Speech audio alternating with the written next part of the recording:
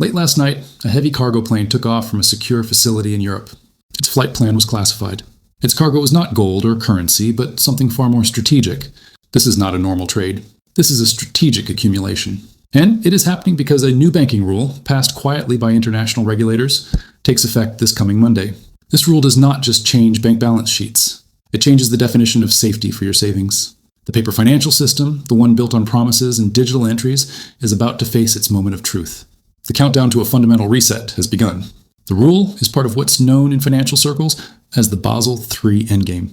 Starting Monday, it fundamentally reclassifies assets on bank balance sheets. The key change is in how banks must treat unallocated precious metals. For decades, banks like JP Morgan and HSBC have treated paper, silver, and gold contracts, essentially IOUs for metal that may not physically exist, as low-risk assets. They could leverage these paper promises with minimal capital backing. That ends now. The new regulation forces banks to classify these unallocated paper metals as high risk.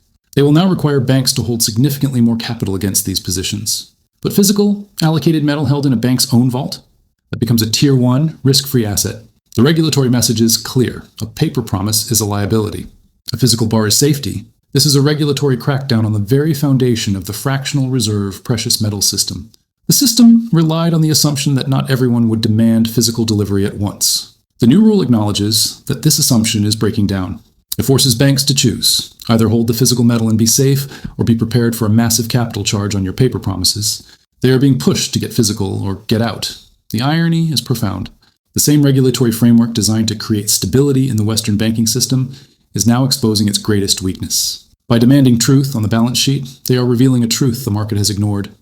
There is a catastrophic shortage of real metal backing the trillions of dollars in paper claims. The dam is about to break, and the regulators just approved the demolition. Starting Monday, the pressure on the major bullion banks becomes immediate and immense. Their compliance departments will run the numbers. They will see the massive capital requirements, now attached to their enormous short positions in paper, silver, and gold. The math is simple and brutal. It is a mathematical impossibility for them to deliver physical metal for all the paper contracts they have sold at the current suppressed prices. This rule change acts as a powerful accelerator, draining the already depleted vaults of the COMEX in New York and the LBMA in London. To reduce their high-risk paper exposure, banks will have two choices. They can try to buy back their short positions, which would immediately rocket the price higher, or they can attempt to deliver physical metal to close the contracts. But the physical metal isn't there in sufficient quantity. This is the trigger for a force majeure event, a market failure where the exchange declares it cannot enforce contracts due to an extraordinary circumstance. The chain reaction is inevitable. Banking compliance dictates a reduction in paper exposure. That reduction requires either buying contracts or delivering metal.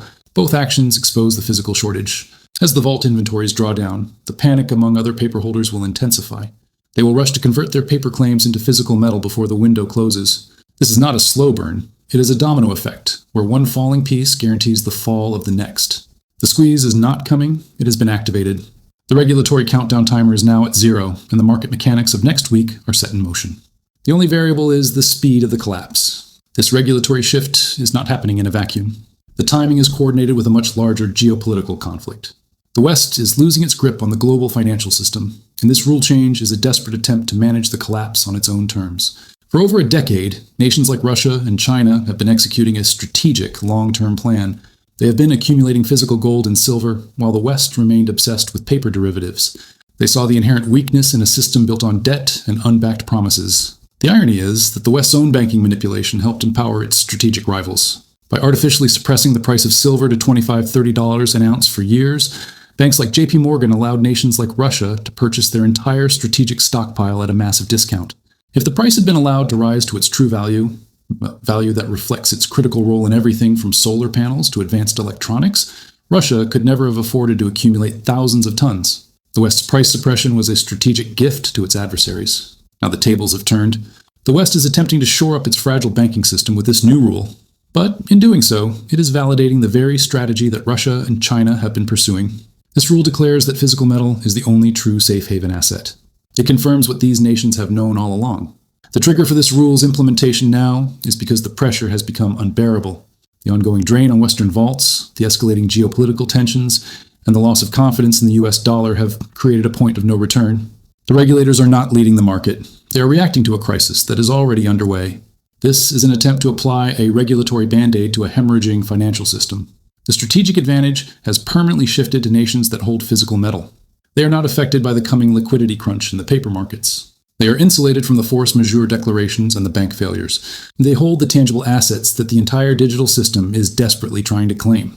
This rule change is the West admitting, through regulatory action, that it has lost the financial war. It is a defensive move that accelerates the very outcome it fears most: the final divorce between the paper illusion and physical reality. The $25 price tag on an ounce of silver is one of the most successful lies ever told in financial markets. It is a manufactured fiction designed to maintain the illusion of stability. The mechanism is simple but powerful. The bullion banks maintain massive short positions in the paper futures markets. When the price starts to rise on legitimate physical demand, they flood the market with new paper contracts, essentially creating silver out of thin air. This artificial supply overwhelms the buy orders and drives the price back down. This manipulation has created a dangerous divergence. The paper market price, the one you see on financial news networks, is a fantasy. The real price is found in the physical market. If you try to buy a 1,000-ounce silver bar today, you will pay a significant premium over the quoted spot price. That premium is the truth breaking through the lie.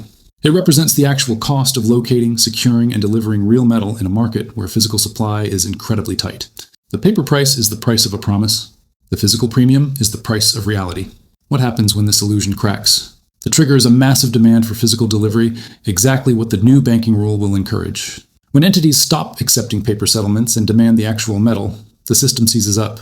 The paper market can trade billions of ounces in a day because it's just electrons moving between accounts. The physical market can only deliver what actually exists in the vaults. The moment delivery is demanded at scale, the two prices must violently converge.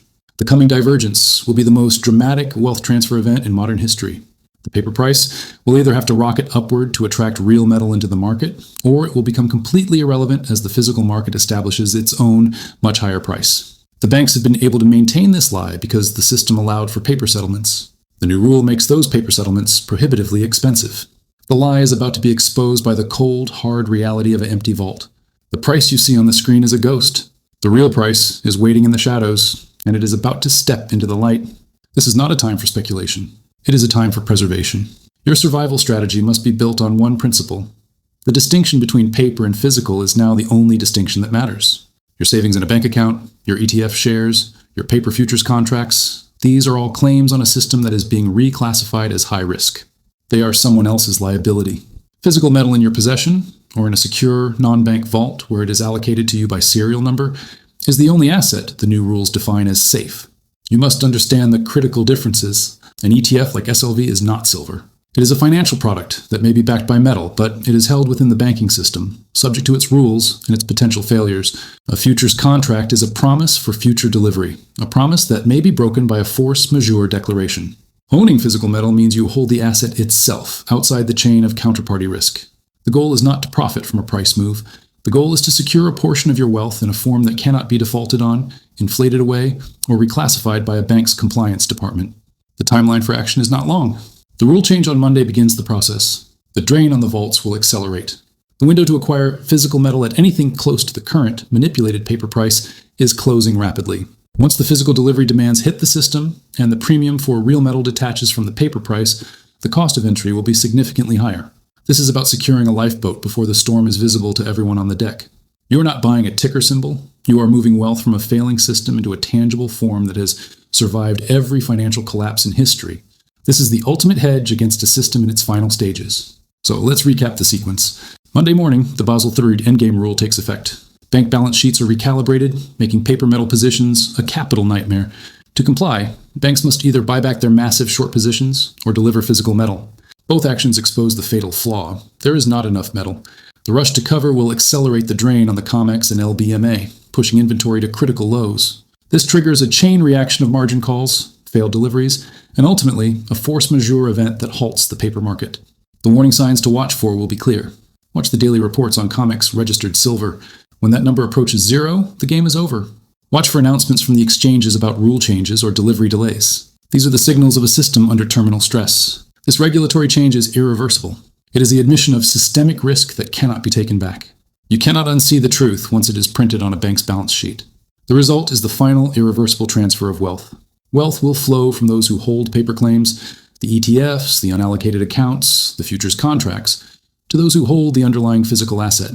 The fractional reserve precious metal system, where hundreds of paper ounces trade for every physical ounce, is ending. It is ending not by choice, but by regulatory fiat that has exposed its fundamental insolvency. Monday is not the end. It is the beginning of the end.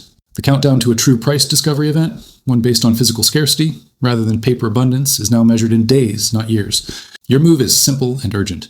Secure your physical position now, before the rule change on Monday alters the landscape forever. Do not wait for the financial news to tell you to buy. By then, the price will have already moved. Get actual serialized metal and get it out of the banking system entirely. This is not about making a profit. This is about survival.